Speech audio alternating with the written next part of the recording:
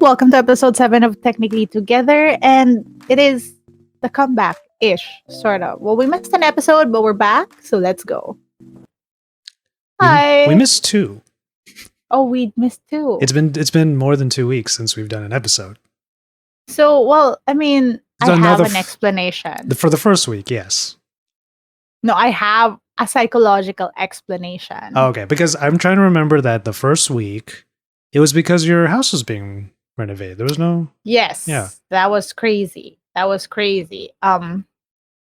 the psychological explanation is, according to TikTok psychologist, I forgot who, is that our brain remembers time through significant events in our lives. So that's how we tell how like that time goes by, because there are certain significant time posts, let's say timestamps, wherein we like sort of anchor time. So which is why we feel like a week has gone by, or only a day has gone by, or a week has gone by.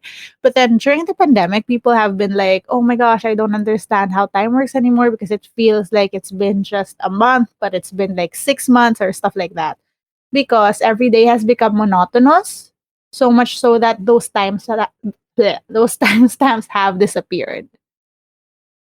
So from my end, it has been countless times that I've not recognized what day of the week it is, because every day I wake up, I do my stuff, and I work. And there is no difference now of what the weekday is from the weekend. So it used to be that we recorded this show because after Fridays, I would quote unquote revert to the weekend and then start with the show. Hmm. But since now so many things have been happening, like I thought yesterday was a Saturday again. So that's been happening. It's been crazy. Apologies for that. Well, shouts out to Aditya, who was the one that I tend to just tune in to Best of Our Week. You've been on it, I've been on it. I just like turn it on. It's the end of the day usually, and I was editing, and Aditya It's a sees fun me. show. Yeah, Aditya sees me in the chat, and he goes, "What? Did you guys stop? Like, I've been waiting for a new episode." And I was like, Aw. "It's just been like." Issa's just been focusing on other stuff. And that was what I told you the other day, which was like, Yeah. because what I find funny is, okay, I totally get that time is a construct and we don't understand it anymore. But also, I was kind of laughing, and I was also thinking to myself, like, maybe she is just sort of like really hyper focused on other shit right now, because I was like, 2 whole weeks went by and not once did she think, oh, I haven't talked to Josh in a while. Babe, so it's also it's the heaviest work week I've had, I Yeah, think, that's true. since I started the channel. Which I also remembered. Yeah. It's weird because I was looking at my channel. I was like, oh, I don't have much content out for my YouTube. Like I have one video this week, but behind the scenes, it's been the heaviest work week ever since I started my channel. But I am about to reach 30K on TikTok, and we hit 55K on YouTube. And this is what I'm so proud of. Not so much me, but Nicole, who writes for my website. We got the highest ever traffic this month. Nice. Yeah, And you have been killing it, and I keep saying that. Actually, let me put it this way: I always tell you that. I know. And Thank you. like, especially on TikTok, because I'm over here like kind of trying to start, and not only are you killing it on there, I remember it just like it was yesterday that you were at 19.8, and for some reason that number sticks out of my brain. 19.8K. That's the number that sticks out of my brain. And now you're close to 30 or whatever the number is now. And yeah, like you're absolutely destroying it on there. You're doing well on there. And then you even come up with an idea for me to do a different profile, which was brilliant. I think you should do it. I already made the account. I'm excited for it. You're the one follower on the account. I'm just excited for it. Yeah, I'm excited for it. Like, we need it in these trying times. But it's also, I recognize that my hyper focusing is again a symptom of something's bothering me. That's usually how it is with me. For context, we had 15,000 new cases of COVID yesterday. Remember when I said it was 8,000, and that's crazy? Yesterday was 50. It's almost doubled. So we are breaking worldwide records. I think we might be going for, I don't know, silver play, but then that's 1 out of 5 Filipino who has COVID in the country. Mm. So it's been a stressful time, I think. As the world is gearing towards getting better, we're not. It's when they say Filipino resilience, that's what this is. That's what this looks like. Well, And it's this the is, resilience in the face of circumstances that for some reason were not good to begin with. yes. I mean, again, I'm not trying to be insensitive when I say that. I am still very privileged to be able to work from my home, not go out, not worry about these things. This is the funny side of Filipino resilience, Well, just like I get trying to where persevere through all, but like this is not like the everyday of a normal person. It ain't it, and it's frustrating. yeah, I get where your mentality is coming from with the whole like I'm not trying to shoot anybody down or punch down or anything like that. But it's also there's the amount of patience that people like us have at this point is starting to wear very thin after over a year of this BS. Because it's like you remember a year ago, because now it's April, and a year ago we were told, oh, it's okay, it's going to be a few weeks of us staying at home, and then we'll be able to get out of it. And now we're over a year into this, and again, it just with the same mentality that you just brought in, I'm the one who's also privileged because I'm about to get my second dose on Tuesday. So I'm very close to being done with all of this. And of course, my parents and I immediately planned out a thing we're going to do a week after we all get our second shots. So yeah, I mean, but still, I empathize with the fact that so many parts of the world have just been so stubborn in like not just writing it out. It was supposed to be a month. It was supposed to be a month. That's all it is. And if I were to get ranty about my own people here in America, like I'm really getting sick of the idea that you would die for your freedoms, because if you're dead, you have no freedoms. Well, I think on the other hand, like the situation here is a little different because people literally have no choice. Mm-hmm. They opened up economy. They opened up businesses for economy, and now the highest age range that has COVID are the people who were forced to work because otherwise they would not eat. Mm-hmm. So we're looking at like 20 to 35-year-olds who were crammed in public transportation, who Yeah. had to go out and fend for their families because there were no stimulus. Mm-hmm. So it is a whole group of working class that were sacrificed in the guise of saving the economy. And I'm not even gonna talk about the root causes of all of this. I think if you read up, we all have an idea, but we're even worse off than a year in. We have no mass testing. Hospitals are at a critical mass. Vaccine rollout is a mess. So I'm saying like there is no anti-mask movement here. There probably are for some weird people, but it's like if people had a choice, they would mask up. Mm-hmm. So the situation is like to pass the blame, at least where I'm from, to pass the blame to civilians is not seeing the whole picture. Yeah. It's frustrating. It's definitely not looking good, and the saddest part is that it's somewhat expected. Yeah. Of how things have been going on. I mean, here. you know the system there, and Yeah. it breeds the unfortunate circumstances that you're in right now. Exactly. Yes. I mean, It's frustrating. It is what it is. And of course, it sucks that we have to come back to that because it just means in the context of this show that we are still going to be just technically together. I mean, thank you for the show concept. COVID. But yeah, it's rough, and I'm not gonna lie. Now that there's light at the end of my tunnel over here, it's gonna hit me more that I still haven't seen been in the same place as you, like in the context of a relationship, felt your presence, Like I haven't had any of that now for over a year and 3, because it was CES that I last saw you 2020. So It's sad. yeah. And I'm then like that's why it. I get ranty about my side of things, but obviously where you are, it's even way worse because again, it's systemically terrible already, and then you put pandemic on top of it. Yeah, which pandemic is the best way to expose bad governance. I mean, I'm. It's sort of it was. I was mad, but it's sort of at this point sort of hopeless. I'm tired. I'm also very tired. So again, Filipino resilience. This is what happens to a lot of things to a lot of Filipinos who are enraged at the system, and then eventually it just gets very tiring, and you just end up having to work with fury, Yeah. to sort of get out of the hole you're in, to sort of compensate for the situation you did not deserve to be in but are in.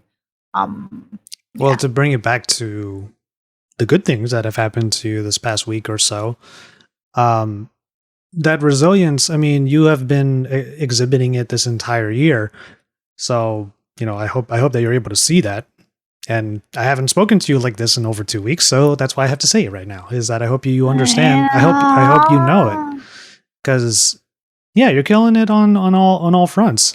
You did Nick hit you up the way that he told me he was going Yes. to, and I basically mean, told yes, and he then I was. forgot to reply. Oh, well, the whole thing, I think. you know how Nick is a numbers sort of geek, so he randomly just analyzes our channels and what we're up to and all of that stuff. In the last 2 months, I'm going to use 2 months. I don't know what the actual time frame is, but I'm going to say in the last 2 months, you have actually raked in way more views than I have on YouTube. Like that's just a fact. But he's not counting both the channels you work at, though. So Doesn't I matter. will just Doesn't matter because in give February that. I did not do one video for Pocket Now. He's just talking Oh, about you my did. channel and your channel. So you've been doing Well, really well. I told you it's crazy. Like, especially in my region, like people really look for certain things that I was able to get my hands on, and so. Yeah. Which reminds me, I have to reply to Nick. Nick, I love you. I love you. Thank you for the message. I remember when you messaged me, it was really nice and encouraging. But now I remember just now because Joshua brought this up that I have been meaning to reply to this conversation, but I forgot. Like, um, so stuff has been manifesting in weird ways again. Aside from all the working, babe, you know this, Mm-hmm. and I've told you this. And remember, I started like gardening and underwater gardening, right? Sure. I'm I'm Like she's now not diving, everybody. no, I mean Like I'm planting. yeah. I'm making gardens underwater in form of aquarium. So now I have three. This pandemic started with zero. I now have three. I am now farming. Oh I yeah. have well, if I am gonna plant stuff anyway, might as well be stuff I can cook. So I have like spring onions, I have like Brazilian spinach, I have Chinese kangkong, and I'm You trying to grow kale and cabbage, and I'm gonna get pechay seeds because I feel like if like what happens if we lock down? What will we eat? Like you always legit, have like the you what? always have the doomsday prep in mind, which I find funny. And it's What true. I I agree. want, babe? Can we have like bunker? We're gonna need a house first. I Um mean, it's well, I bet you all the doomsday preppers now are all like, haha, told you so. maybe. But But yeah, the other thing that made me laugh is the notion of you and cooking. I'm not gonna cook. I'm gonna give you ingredients for you to cook. Well, But it's you also literally like, said, "Why don't I make things I can cook?" And I'm like, "You cook?" no, I mean in general, people cook things people can cook. And it's also like yesterday, I completely disassembled a whole big ass old driftwood seat that have been lying around because we wanted to create a sitting area outdoors for if we had to have people over, they won't have to access the house. Mhm. because every open area in our house that you can sit at has access to the inside of the house. And for less exposure, if like for example it has happened, my dad needed to have people over to sign documents. Mm. I don't want access to like people indoors, so like we put a whole table and sitting area in front, just so like for stuff like that we have a receiving area. Mm. That's good. Yeah, that's a good idea. So yeah, but it also entailed me maneuvering a piece of driftwood the same size as I am yesterday, which I have triumphantly done. Well, here comes another singing the praises of Isa. You've been working out, so I'm not surprised about this. And I I have have yet to to do pick up more. I have yet to pick up a weight at all. All I've done is put on weight. Well, not really that much, thankfully. But like I'm not just propping you up to bash myself. Like I will pat myself on the back for um I did what I call a metabolic reset a week or Uh-huh. so back, and Yeah, I I'm don't know back how on you my do that. I'm back on my fasting and I'm back on my diet. So my diet's been good. My blood sugar has been very controlled, thank God. But yeah, in order for me to do that, I had to completely reset my digestion, my metabolic rate by doing a 3-day fast.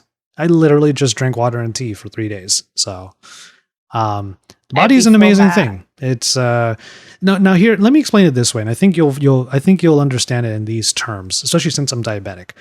Blood sugar is energy. That's just a fact. That's a scientific fact. The sugar that's in your blood is part of the energy that you use. If I have way too much of it and it takes me 3 days to get through it, it doesn't mean that I'm starving myself. I'm Ah, using up the yeah, energy that that I makes sense. overflowed into my body. And that's what those 3 days were Yeah. needed. That's why those 3 days were needed. So then at that point, what I have to do after that metabolic reset is to not overflow myself again. Yeah. So that's the thing. But see, yeah, it's like in YouTube as in life, I think the hardest thing in YouTube, in fitness, and in life, consistency really. Yeah. Um, And I've been doing it. I also picked up yeah. some new. I have Ampalaya pills. Ooh, so that's also I said another thing I pills though. wanna. Yeah, no. I've seen those. Oh, okay. So I have those. I Yeah, have and there's even ampaleti or something like that yeah. for I like also detox. It's have supposed to good. It was supposed to be good. Gymnemna. That's another one. I have a tea of What's that? that. That I do not know. That one's different. And then I also have banaba extract, Mm-hmm. banaba leaf. I was actually going to ask you when you are finally Mm-hmm. able to come here or I go there or whatever the case may be. The only banaba leaf tea that is worth getting is the Philippine brand. It's Philippine banaba leaf I'm tea. not surprised. What brand? No, it's just called Philippine and it's from, Oh, yeah. So sponsor. I'm kidding. that one I would totally have.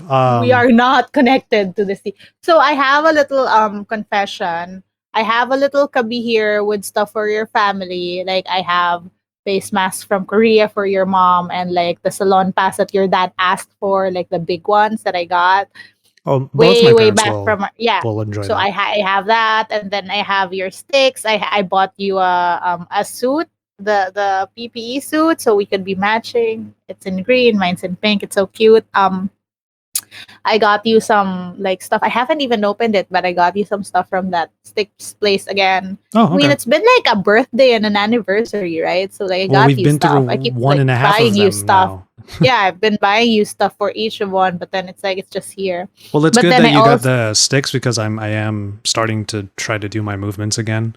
yeah. I'll explain why in a second, but go ahead and finish It's your. also like people are finding Kali hot, which is baffling to me again from the Philippines who did this for PE, which we never paid attention to. It's always so baffling to us. Well, Like I've again, been. it's so unpopular here that stick makers don't have a mechanism to deliver locally Mm, because they usually ship it overseas. So it's how, you know.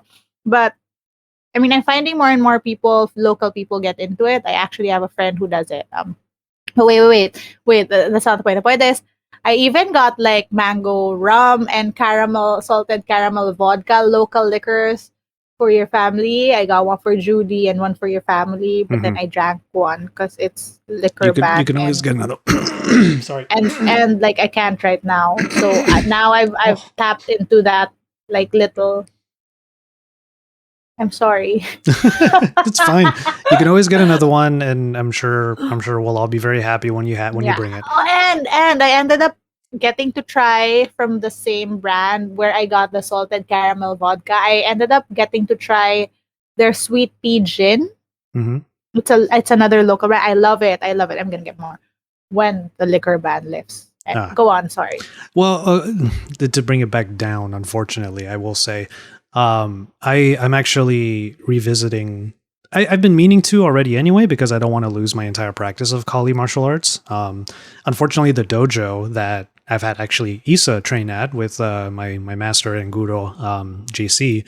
Um, Unfortunately, it closed, so he no longer has a location. And if I wanted to train with him again, it would have to be at his house. But Guro is van lifing it right now, so he's just sort of Dude, I'm seeing like their stories. It seems so cool. yeah. So it's not even that I can see him very often. So I don't know. I'll find other ways of doing it, but I'm actually looking up like online courses for it that I can, because I have the tools and I have the things needed to practice all of that stuff. Just not a partner, unfortunately. But the thing is, with everything that's been going on lately in the U.S. with Asian American hate crimes and all of that, I hate that that's the reason why I finally did come back and start doing all my drills and movements again. But I'm back to it. You know, you got to be prepared. I find it so scary. I guess, how do I explain this? I live where I'm from, so all all the shit, all the crap, all the systemic crap. These are things that I'm used to taking. Probably you're not used to seeing all the shit that we're taking like systemically from admin, the government, but it's a different story altogether. But my point is, I live where I'm from, and I am the majority, privileged majority where I live. Mm-hmm. I mean, I may be like a woman, I get it, but like my middle class status affords me to not need to walk home alone at night. You know what I mean? Mm-hmm. Of course, there will always be that aspect of me being a woman, um, but like my privilege affords me certain securities where I am not like you know what I mean, like Yeah. where I don't have to be exposed to certain situations where I'm actually scared for my safety. Mm-hmm. So I have not really ever felt afraid to be out because of being hated for being A certain Asian or for being a Filipino. certain demographic, and Yeah, even then, it's like it boggles my mind. I've had multiple conversations with people, both online and off, about about just how we feel about all of this. Because what a lot of people don't realize, and this might be my first time articulating it on a bigger platform like this, what is kind of nuts about how people are reacting to all of the Asian American hate is that Asian Americans don't know how to respond. Like people need to realize that we have always been the actual, like, not to say no one else has been, but if we're just talking about Asian communities who have been vilified and attacked, they still prosper. They still put their heads down and work hard. But you know what though? It's the same trait as what I was talking about, that resilience. Mm-hmm. Asians are taught to assimilate and be resilient. Yeah. Like if it's not working for you, putting in the same amount of effort that other people are putting in, you just put your head down and do more. Well, that's And the thing. that's how we're trained. It is, and that's the thing. We struggle with the immediate reaction because our first reaction typically is not to scream back and hurt back, especially hurt back. Yes. Hurt back is not really something that I grew up knowing about Asian American communities, and I live fairly close to plenty of them. So it's like when certain people who have platforms, like for example myself, don't speak up immediately, it's not an invitation to vilify those people who don't know how to respond yet and want to respond in the right ways. So it's been a couple of weeks, and unfortunately the buzz has been dying down, but I will say we are being exposed to a lot of really bad issues in America because since the shootings in Atlanta of those 6 Asian women, 8 people total. There have been 20 other shootings. It's only been 3 weeks. So there are many So a different high other school class, systemic, like yeah. fucked up things happening. You know the old Filipina lady who got beat up? Hmm. That was my high school batchmate's aunt. Yeah, you were telling me. Yeah. So it's like I mean, well, you know what's so funny to me, having grown up and lived here and being in a relationship with you? I mean, I know you're Filipino, but to me, you're not Filipino. To me, you're American. Hmm. I So would say it's as like, much too. Yeah. yeah. So it's boggling to me that someone me as a Filipino who I perceive to be American, in spite and despite of having the same heritage and lineage and Filipino parents. Like, I look at you, I talk to you, by all intents and purposes, you are very American. And Hmm. we've talked about it countless times about how nature has given us different upbringings and different cultures in spite and despite of having both Filipino parents and stuff like that. And it's so funny to me how I'm seeing all this news and me considering you as American, even when I'm Filipino, seeing how it seems like Asian Americans have been othered. When in Yeah. truth and in fact, all of these Asian Americans, if you put them in front of Asians who are from the countries they're from, will look at them as Americans. Get what I mean? Like, Yeah. we are accepting that you are Americans, It's and yet it seems like a part of America is not accepting that, well, which I honestly find very, very weird. it's very flabbergasting because we talk about the Black American experience, the Latino American experience, the Asian American experience. They are all layers to one big thing. At least they should be treated as such. But the thing is, there is a historical context here of laws and societal, cultural issues that have always vilified anybody who's not, and I'm just going to be upfront and say it, anyone who's not white. And in history, literally Japanese people thrown into internment camps just because here in this country, despite those Japanese people living here in the US and being a part of America, were still seen as the enemy during World War II. For some damn reason. And you think people are smart enough here to understand who is Japanese and who is another type of Asian? Probably not. So many people were thrown in that shouldn't have been. Chinese Exclusion Act of in the 1882, was it? I'm trying to remember. I don't remember right off the top of my head. But that was yet another one where after Chinese people came here, were made to be the workers who literally built the infrastructure of those early days of America, were then excluded from ever even being part of the American system. There's all of these things that when you look through the history books are literally telling kids that in history, these people were not accepted. And what does that tell a young, impressionable mind that grows up? It's maybe that could still be the case. And it's horrifying. It is absolutely horrifying.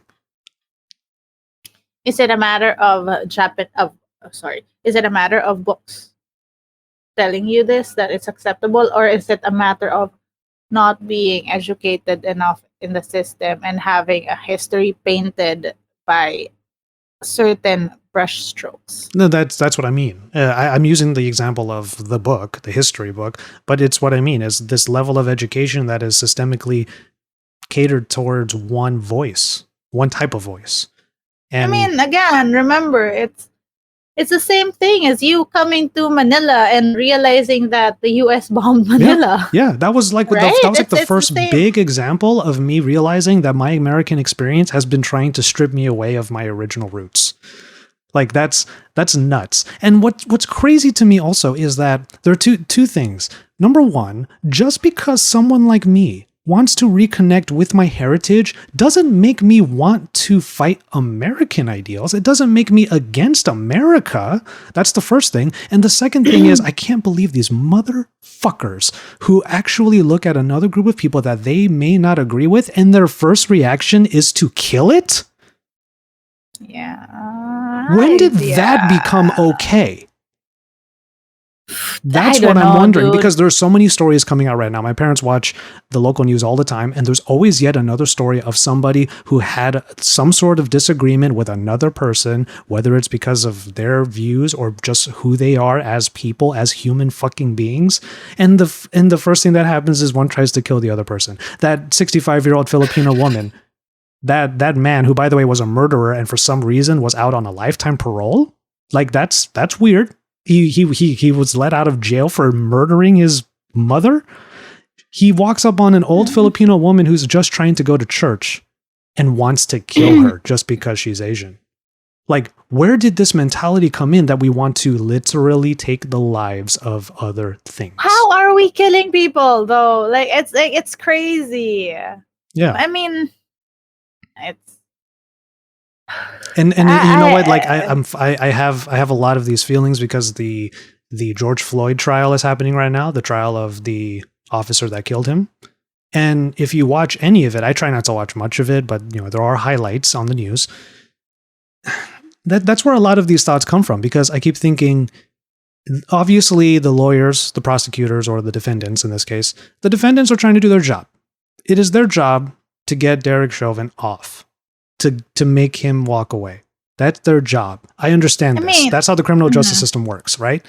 But for every detail that comes up, and the defendants have to like really run with it to try and paint George Floyd, a dead man, as a terrible person, why should be irrelevant though. the response should always be, does that mean he deserved to die? Exactly. Should be irrelevant. He could be the worst person in the world, but he did not deserve to die by an officer's hand. Yes. That's the point. Any other hand. This is the whole argument against death penalty. I am vehemently against death penalty. Mostly because I feel like the criminal justice system is not perfect, and for you to serve such a final and irrevocable punishment handed down by a system that's not perfect is unfair. And that is how I feel about someone who's probably been sentenced, has gotten through the whole justice system. What more someone who hasn't even like entered that system, that phase of trial, and all these things. It boggles my mind how people are not understanding this and justifying it by another. Like we're not in the Middle Ages. This isn't trial by fire. Well, there are even smaller examples, and by smaller I mean it doesn't have to even deal with a person's life. For example, my parents and I just got done watching the latest episode of Falcon and the Winter Soldier. We are all up in the Marvel shows and all of that. It's like the one thing that me and my parents do every week. But anyway, so without spoiling anything, of course, this will be a spoiler if you've literally not seen any of the Marvel stuff. But I will say this. Part of the crux of the show is that post Steve Rogers Captain America, there is a new Captain America. There are a lot of implications around the fact that the US government created a whole new Captain America in the wake of, the movies and all that stuff. The show is actually really diving into a lot of racial undertones, and not even undertones, overtones, honestly. It's really diving into a lot of the racial injustice and the racism that we are experiencing as a country right now. I love it. It's great. That's nice. So here's the thing. The actor who plays the new Captain America, he is meant to be a character you hate. That is literally how he's written. He is a dweeb who also has a mean streak, and he thinks that just because he carries the shield, he has a lot of almighty power. Okay? He's meant to be hated. However... That sounds like a bad cop, though. Yeah, right? No, that's a billion% how it is. At one point during the show, in order to get Falcon, who's a black man, in order to get his attention, he rings a cop siren. Like, it's super tone deaf the way that that character does it. So it's like written to really pull these strings, right? Here's the thing though. The actor, Wyatt Russell, who is the son of one of America's most beloved actors, Kurt Russell, and America's beloved actresses, Goldie Hawn, He plays John Walker. He plays the new Captain America, what some people are calling Dark Captain America. And the fandom, God, freaking the fandom, hate this new Captain America so much that they were sending death threats to Wyatt Russell, the actor. I'm sorry. Wait. They hate an actor for doing his job, which is to act. They hate the character so much that the only thing they can lash out against is the actor that played it. So much so. Meaning you're hating someone whose job it is to pretend. Yes. To be that person. So much so that Wyatt Russell actually had to leave social media. Literally the son of American entertainment royalty had to leave social media because he is in a Marvel flick. This is the world we live in, and I can't fucking stand it. I rant about it on the semi-daily. Like every night, my parents watch the local news, and I have something to rant about. It's not quite to the level that it was this past summer. Do you remember how you and I were getting so affected by it that we would literally shut down? But yes, it is to the point now where I hate to put it in these terms, but I think I'm desensitized enough that I can actually speak upon it without being completely destroyed by it. Which is both a good and bad thing, I guess. But yeah, this is the world we live in right now. It's funny. Isn't that ridiculous, right? It's ridiculous. Like literally, if you just look at his job description, it's literally pretend. Mm-hmm. It's literally pretend. That's literally his job. Yeah. It's not real. And how did we create a generation of people whose initial reaction to something is unbridled rage? Like I don't know where this all came from. I understand that social media has probably a hand in it because we can all just react to things when in reality, that's not a muscle we should probably be flexing all the fucking time. I'm sorry, I'm cursing a lot. But yeah, like you even have to deal with this sometimes as well. And you just did recently on your TikTok where someone who disagreed with something you said attacked you. And it's like, even my mom saw it and was like, yeah, like, what's the point? I even explained to them the Poco F3 is Poco's flagship. But the thing is, it shouldn't have mattered even. So that was the whole point of my TikTok. Like, it shouldn't have mattered if it were a flagship or if it weren't a flagship. You know, like, why are you so mad? That's what I'm saying. Exactly. Like, what? And it was like, I just... And I mean, okay, to geek out about it too, like, to be perfectly honest, I understand that some people use the term flagship for certain things. Like some would say that flagships are only ones with this processor, or flagships are only the best of a brand, or flagships are only which I think is, but like it's such a subjective term though. That's true. But what they're trying to say, and the reason why it incensed me as well, is because it's like, are you trying to say it doesn't have a flagship processor? Because that is true. But this is the company's flagship, and that's what she said. Yeah. And if you can't realize that, you're literally just dumb. And it's like, and I know what happened. Because I get this a lot being in tech. The dude took one look at me and was like, she does not know what she's saying. That's what happened, because it happens to me a lot. It happens to women tech creators a lot. And Mary will tell you that it happens to her a lot, because people look at us and are like, just unboxing that. She doesn't know what that is. This is a script that she saw, and she doesn't know what she's talking about.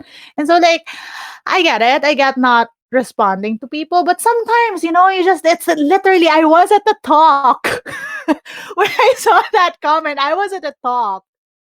Like, I was asked to speak about these categories. Yes. And I was like, as a leading voice in this field, you were accused of not being what you are.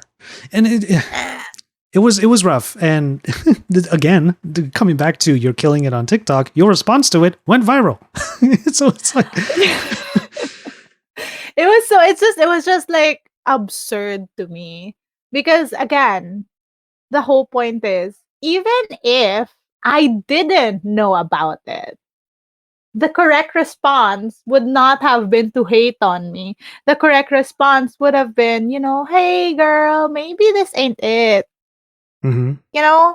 And this is why a lot of people are so hesitant to dip their toes into technology, because you have people overly correcting. Like, so freaking what though if they don't know? Who cares? We're You know what all, I mean? Like, and I'll admit something right now. We're all guilty of it from one point to another. It depends. It's different for every person. Like, for example, I don't care what you say on camera. If the video is terribly put together, I might judge it a little. Like, that's just, we're all guilty of some form of immediate judgment. But at least, I have the wherewithal to not try and slit your throat over it. yeah, and like, even a step further, you're not gonna I'm not going to show up with the find snark. some dude's comment Yeah. and then say, so sorry, you're not gonna find some dude's video and then stop and comment and say, fix your video, it Or you're sucks and I trash. hate it and Yeah. you should die. What? Yeah. Like, This is I the mean, world that we've come to. yeah, people out here are trying. People are actually trying. Let them try. Like, we have so much shit to deal with. Like, just let them try. It comes back to the I'm and paradox. It comes back to the paradox I presented earlier of if you die, you have no freedom. So what the hell are you like? Well, why are you so mad? If you if you were to if I were to respond to one of those people, and this has happened before, if this person, I forget the name of the account, this was a while ago. If you happen to be listening, I hope you're well. Let me just put it that way. But this person literally came with the vitriol in my comment section, and I responded with like, are you okay? Like, that's literally what it's part of what I said. And I was just like, if you are actually a fan of mine, you would support me without thinking that I owe you anything. Because this person was like looking for a shout out, or was like was like vilifying me for never responding to comments, and is like, I've been here since the beginning. And it's like, okay, slow your roll. If you're a true fan of me, be a true fan of me. Enjoy what I make. And try to be part of the community. But if I don't respond, I owe you nothing. I owe you nothing other than the content I'm already fucking giving you. So what happened was he responded with, I was having a really bad day, basically. Like, he was like, he goes through a lot of stuff. He actually has health problems, all of these things. And I understand that. I was like, okay, fine. But here's the thing. Here's the paradox. If you are being an asshole because you're going through shit, who the fuck are you to think I'm not going through shit too? yeah. It sucks, it's Welcome back to Technically Together. We have to the social media is tiring, and can't we just I get it because I've been angry. And I get it because I I am haven't really guilty had of anybody to talk to about any of this stuff, so I'm just, yeah. That's yeah. probably why I'm No, like this. I get it because I've been so mad at the powers that be, but it's also like I'm also just out here trying, to get through day by day. And I'm also out here trying and learning to be the voice I want to be in this world. Mhm. And if you're screaming at me about processors, let me tell you, I'm gonna scream back. Like, seriously.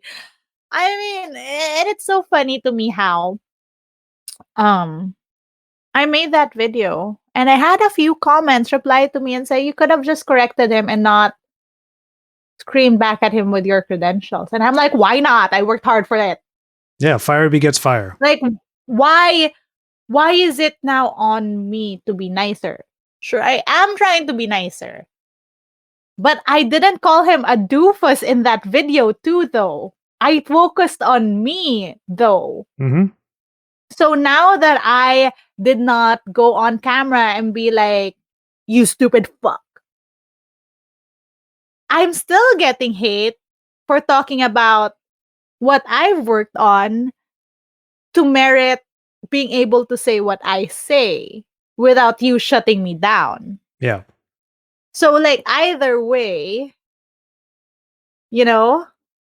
Yeah, it's people, and I know that that's where the situations tend to go, which is someone is like, oh, just don't engage, and there's a time and place for all of that. I agree, and there's a time Mhm. and place for the response that you had.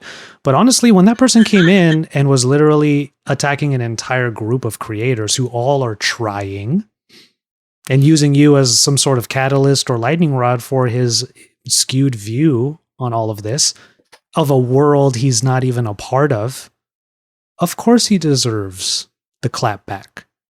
Yeah, and And these other people are honestly, like, it's like who are you trying to, are you victim blaming at this point, like those yeah. commenters? Like, are you trying to defend the person who started the And snark? I'm just so tired of being questioned about whether or not I could speak about tech because newsflash, even if I did not have those credentials, I should be able to. Mm-hmm. And that's the whole thrust of my comment. Anyone can and anyone should. And you shouldn't be sending hate to people just because they talk about it differently from you.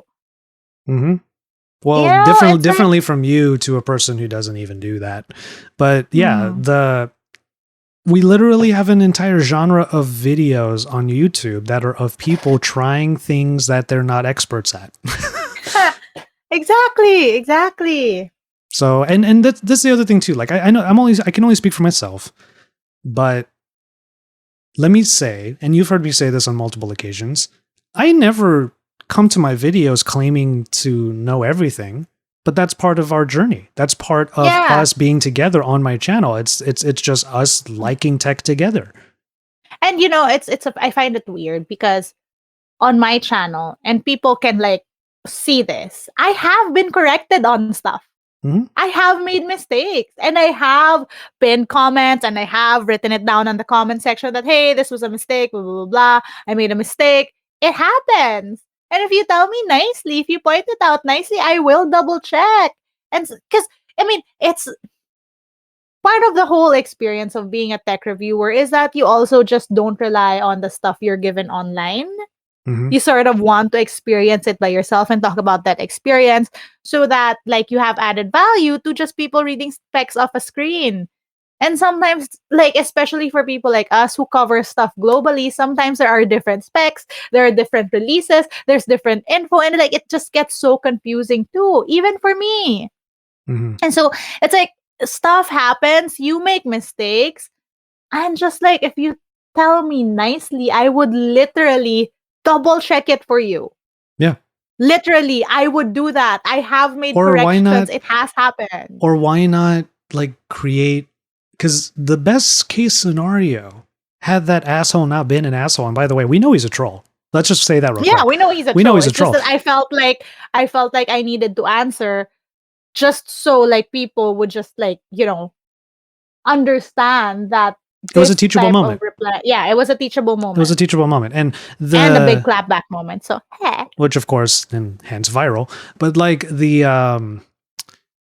yeah, the bio literally says you're gonna hate me and I won't give a damn. That's literally what that Yeah. user's bio says with 2 But I mean, followers. thank you though. Thank you though, because so my response got views, but also that old video where it was from was not doing that well. And since now he's been responding to everything there, it's pushing my video forward.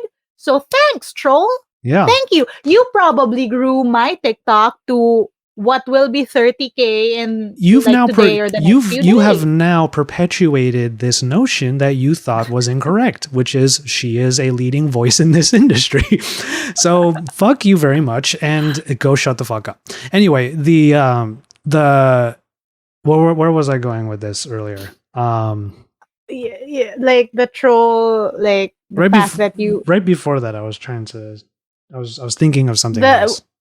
y- that when you speak out on TikTok, Ah, other create I lost it, but oh it's okay. But we got to a nice little part where we're talking about how that person is a troll, but you benefited from it. Like that is funny to me that these people who want to kill something eventually help it. yeah, I mean, maybe we should just like fight on TikTok, you and No, me. I don't have the no. We can be like TikTok beef. We can be like, Between me and you, we what kind of broke beef would up we have? because he thought it was a flagship and I didn't, or Oh, some then weird shit like that. thank you for saying flagship. That reminds me of what I meant to say. What would the best case scenario had that person not come in with like this unfounded snark and gatekeeping? Could have been a nuanced discussion on what makes a Yes. flagship. Yeah, I know, exactly. He could have been like, but I don't think it's a flagship because this and that. And I could be like, oh, well, this is why I said it was a flagship. And he could have been like, yeah, but blah, blah, blah, blah, blah. And, it's, God, man. Mhm. We could have all been nice. Instead, it had to be in Tagalog. It had to be in his second comment, all of these people trying to say they're experts, but they're not. Oh, I'm so sick of it. Oh, do something about it. Become an expert then. Go ahead and put in the work that we did. And it's also like, what is me? What in that video of me saying I'm unboxing something? What did he take from that made him feel like I was trying to say I was the only expert in everything flagship? What in that video spoke to him and told him that, so much so that he had the compulsion to respond and say that I pull shit out of my butt? Because that was the comment. The comment was very mean in that it said, one, this is not a flagship, and two, I have been like, do your research before saying shit, and three, that you're one of those creators, and there are a lot of you like this now who post shit without knowing your shit. Mhm. That was the three prong points that he brought up in that comment. And you know what? To our lovely listeners who have been still listening to this rantily together, Beautiful. I categorize people who would respond to this fired up conversation. Why would you respond to it? You're letting them win, blah, blah, blah. There are only two types of people who would respond to this in that manner, to basically tell you like, oh, you're wasting your time by responding. First of all, it wasn't a waste of time. TikTok went viral. But number one, first category, people who don't deal with it themselves. Okay, that's number one. Number two are people who have dealt with it for so long that they're numb to it. Yeah. I.e. Jaime. You're right. So you're completely right. You're completely right. I've never thought about it. You're completely right. I just find it so weird that, okay, this is a whole different thing. Let me move on to another thing. I get crap comments objectifying me and giving me gross shit online, and I tend to respond to those. And you know why? I've always been like, vocal as to why I respond to these comments, because I'm setting boundaries. I find it so weird that when I get mad at someone giving me a bastos comment online, I have people respond to me and say, don't be mad, when I'm literally just reacting to something that was done and said to me. That's a huge conversation happening right now in the wake of the Asian American hate crimes, because most of them are against women, especially older women.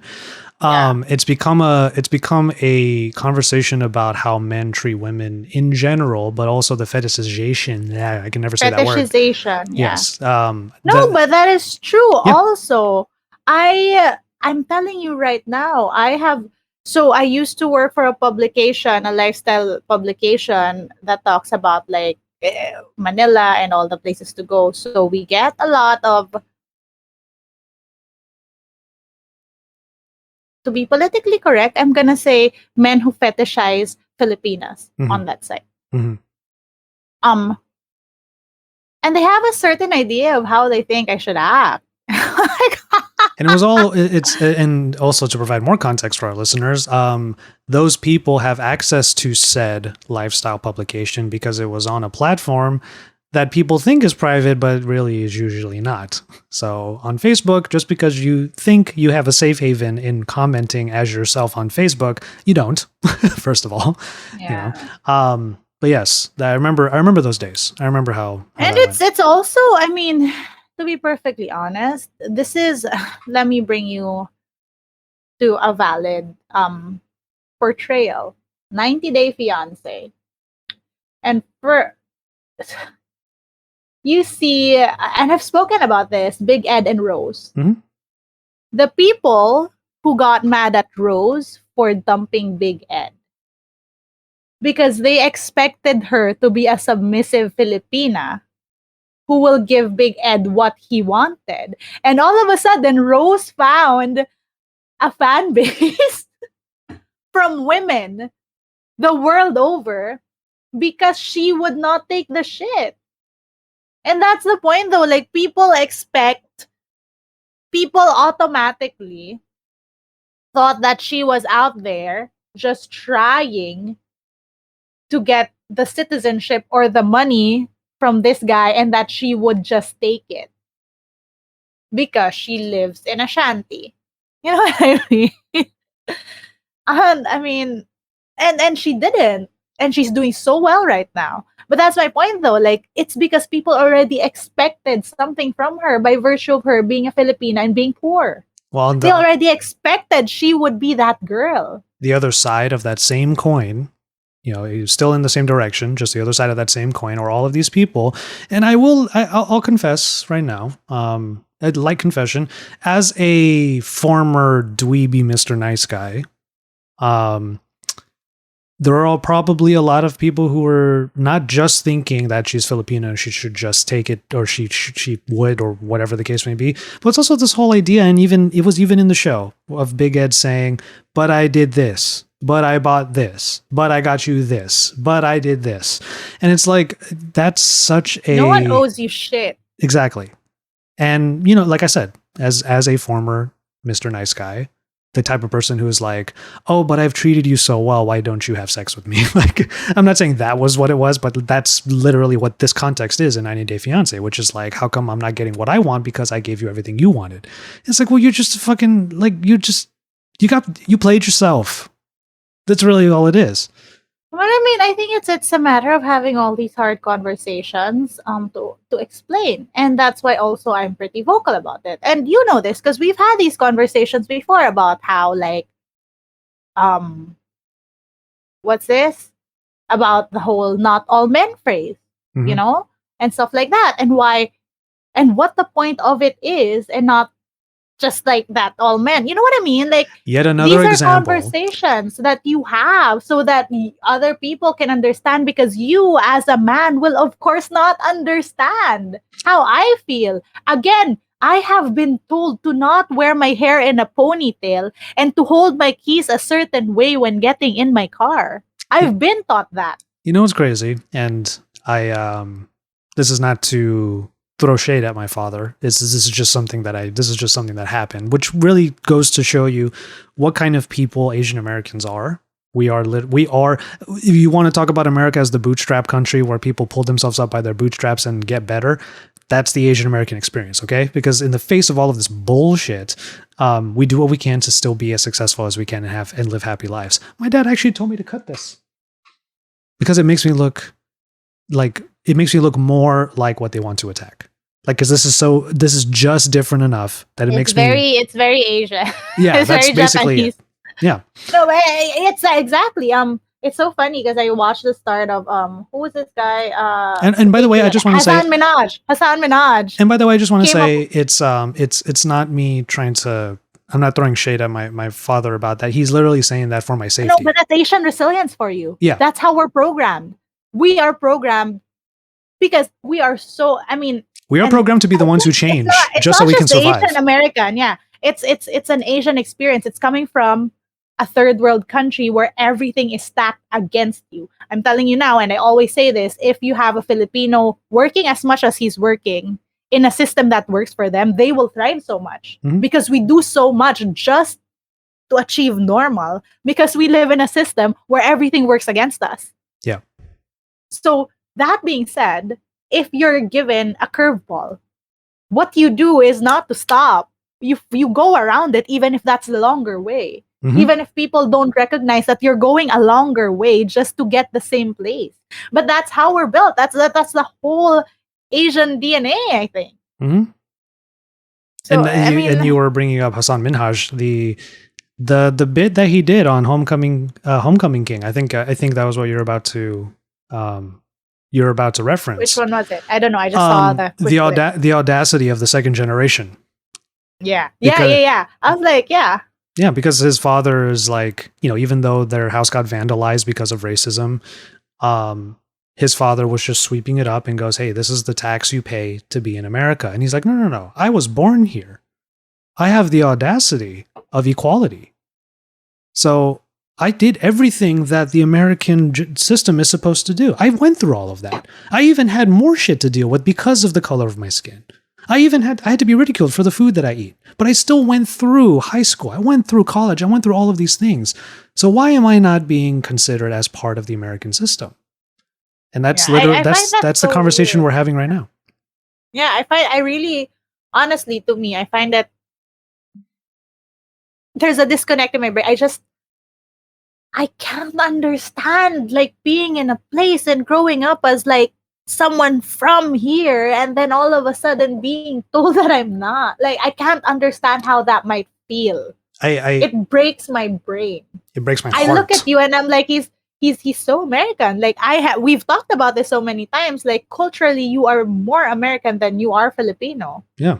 You are more American than a lot of relatives I have I'm who were born and raised in I'm wearing a in the shirt. US. I'm wearing a shirt from a Hawaiian restaurant. But what's funny is I'm not wearing it like the way I wear it is not like I'm some tourist who just went somewhere cool and wants to have a memorabilia. This is a shirt I sleep in. This is a shirt that I have worn on videos. This is a shirt that this is just a thing for me. It's not like the people who go to New York and then go home and they have "I love NY" all over their bodies. Like it's different. I'm from here. I'm from this country. So it's That like, must suck. That must really suck to not feel, for such a long time. For such a long time, growing up, it was be a professional. I come from a family of professionals. My father is a lawyer. My sister is a doctor. My brother's gonna be a lawyer. I was in law school. So for such a long time, the experience is be a professional, get that degree, so that you can do more to be normal and just live a decent life, mhm. or find a way to get out of the country. That's what growing up in middle class Philippines is. Well, we're You don't get a degree so that you're able to earn like a normal person, because we all know that's not enough. And that's why people will say, oh, Filipinos are so obsessed over the attorneys and the doctors. It's because that's what you need to do to survive. mhm. And for such a long time, I refused to accept that you need to move out of your country to be accepted. Because I've always said that I don't know how I would deal with having that disconnect of being in a place where I don't belong. Yeah. That's always something to me that seems so weird.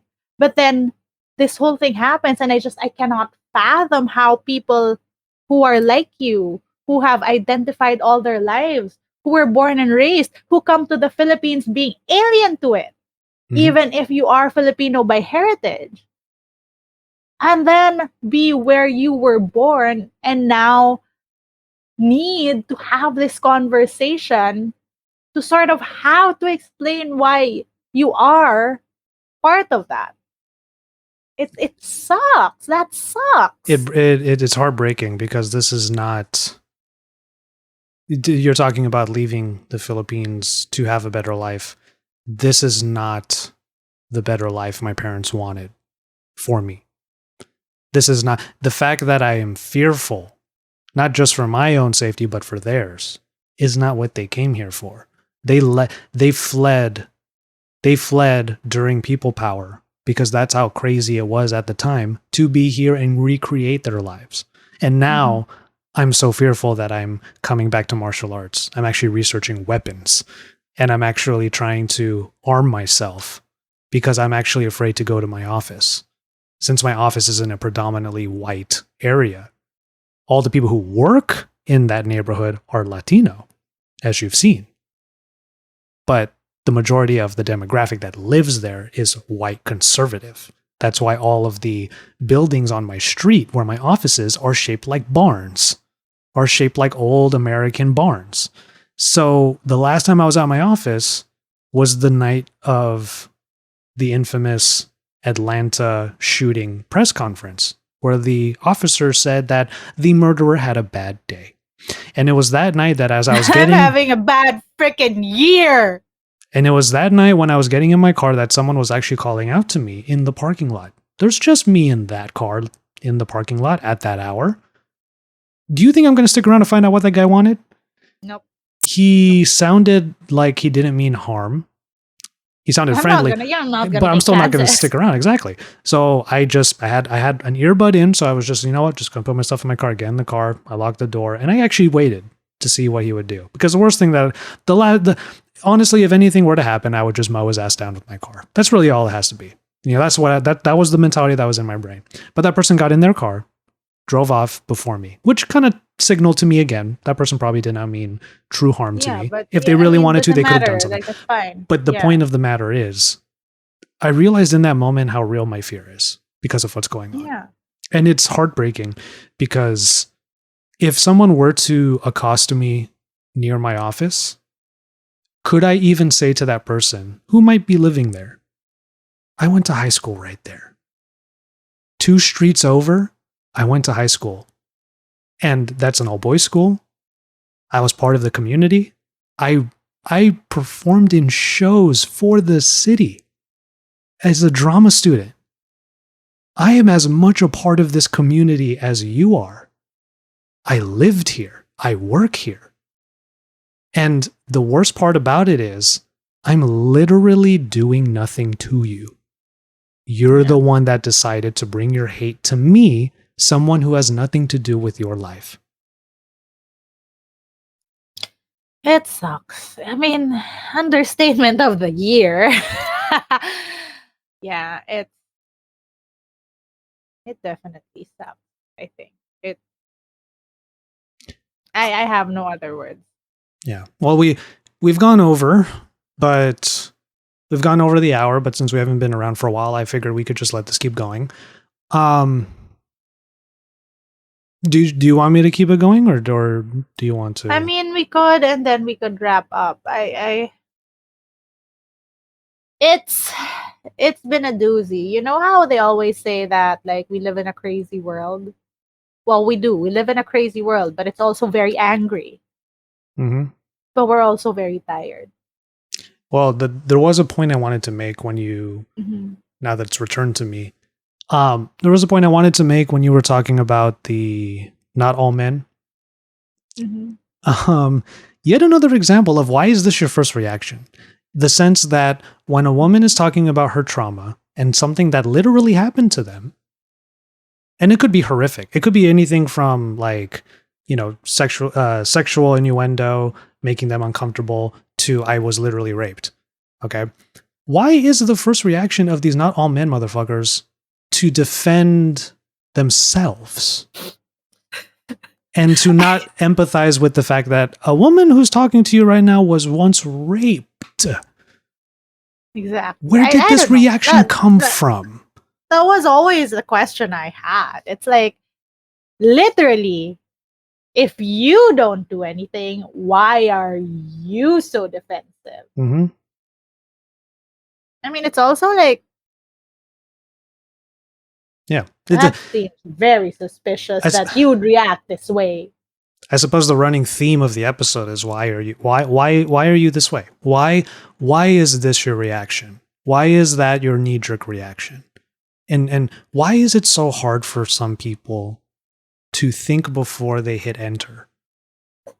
And it's mind-boggling, honestly, because people like myself and you grew up.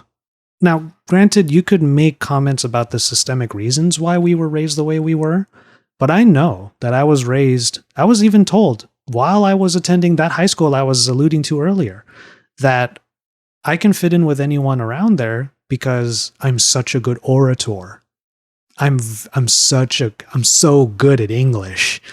Like, I fit in with everybody. No one has any problems with me because I'm like the nicest guy, which may or may not be true. But the fact that that was something that my relatives and in some cases my parents were actually propping up about me, I realized that's a systemic problem. The fact that I had to be the best at communicating in English But again, to be taken seriously at all. Again, that's the whole point of that resilience. Mm-hmm. You had to be the best at it so you could fit in. Exactly. When no one else tried and they just did. They just get to. Okay.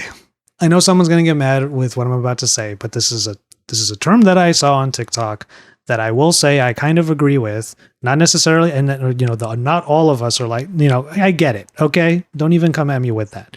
But honestly, the model minority myth is, I've said this on a few different places.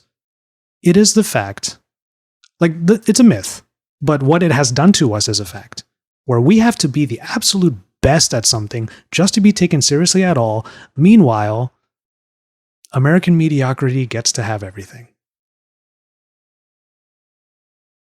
It's insane. So that now I hope people understand, who are on the other side, not on the other side, but who are looking at this issue with fresh eyes, who haven't had to live through this kind of stuff. Now you know why we fight so hard for representation. Now you know why we fight so hard to have more of us. Why are we so mad that Kim's Convenience got canceled? Why are we so mad that movies like Minari are getting snubbed? Why are we so mad that Donald Trump thought that Parasite, one of the best films of all time, honestly, got a Grammy? That he said, why should it? It's not even American. He literally said something along those lines. Why do you think we're so mad?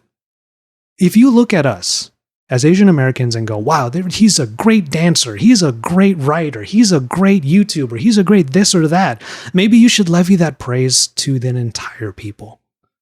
Give them some props and understand that the reason why we are the way we are is because the generations before us had it way worse because of your previous generations. So we all have to get together and fix this shit. Yeah, I mean, I'm not even going to get into the whole history of why people are migrating to the US, which is another heavy point altogether. So it's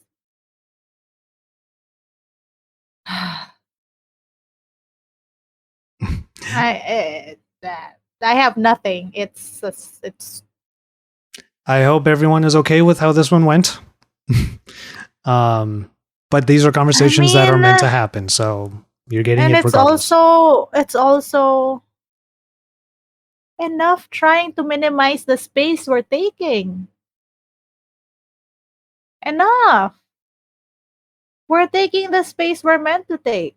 Mm-hmm. And we're saying the things that we are meant to say. Yeah. So, this is technically together. I don't know how to end it. It was a very heavy episode, but I feel like that tends to happen when a lot of things happen in the interim between episodes. Yeah, we had 2 weeks, almost 3 weeks. Yeah, a lot has happened since then. So honestly, go ahead. Mm-hmm. No, you go on. Okay. Shouts out to one of our favorite people, Sherlyn. Sherlyn has been hosting a IG Live based podcast every Thursday, and I was on one of the first ones. She had it with Chris Velasco, another person that we love. I basically already said this in my most recent in the last diatribe that I did, but yeah, if you love oh my god, I'm sorry, what? you almost ended the show. No, go on, sorry. I just wanted to reiterate something that I said on Sherlyn's show, but also I kind of already said it, but I'm just going to reiterate it in these other words. If you love BTS, if you love anime, if you love Korean barbecue, if you love Asian YouTubers, because let's face it, early YouTube, Asians were carrying that shit. If you love all of those things, if you love those people that you watch and enjoy, love the people who look like them. There are a lot more around them. There are a lot more of them around you than you think. And if you suddenly realize that and you're upset about it, you should also realize that they've never affected you. You're only mad now because you're getting swept up in a lot of what this world is terrible of now. That was a bad sentence. You're being swept up in the terribleness of this world. And all we ask is that if you love those other things, the next time you sip your boba, just remind yourself that, love these people. Love these people too. We do nothing but pray for you in our own ways.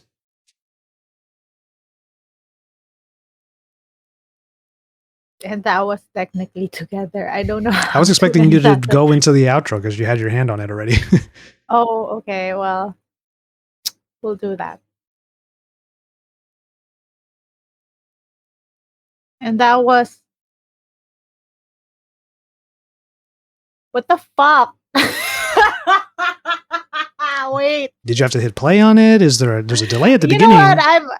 I might edit this. I might not edit this. But welcome to also the end. And that was this week's messy but very raw episode of Technically Together. We are on Apple Podcasts, Spotify, and we'll see you hopefully next week.